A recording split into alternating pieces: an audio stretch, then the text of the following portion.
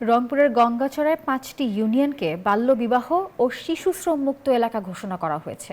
সচেতন হওয়ার পাশাপাশি বাল্যবিবাহ ও শিশু শ্রম প্রতিরোধে সবাইকে এগিয়ে আসার আহ্বান উপজেলা নির্বাহী কর্মকর্তার। রংপুরের গঙ্গাচড়া থেকে সুজন আহমেদের তথ্য ছবি নিয়ে ডেস্ক রিপোর্টে দেখুন বিস্তারিত।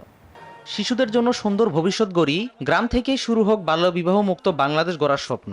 প্রতিবাদে রংপুরের গঙ্গাচড়ায় বাল্যবিবাহ ও শিশু শ্রম মুক্ত ইউনিয়ন ঘোষণার আয়োজন করে উপজেলা প্রশাসন। শপথ বাক্য পাঠের মাধ্যমে গঙ্গাচড়া, কোলকন্দ, লক্ষ্মীটারি, গজগন্ডা ও মোরনাই ইউনিয়নকে বাল্যবিবাহ ও শিশু শ্রম মুক্ত ঘোষণা করা হয়। আগে যেই ছেলে মেয়েদেরকে জোর করে বিয়ে দিয়ে দেওয়া হয়, কেউ কেউ আর্থিক সমস্যার কারণে বাল্যবিবাহ দেয়।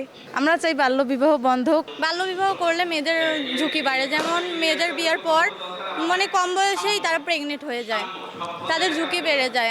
এ সময় বাল্যবিবাহকে না বলুন লাল কার্ড তুলে ধরেন এবং আর নো শিশু শ্রম প্লেকার্ড প্রদর্শন করা হয়। বান্ডেল থাকলে প্রতি সেনমানিতে টাকা বাঁচবে।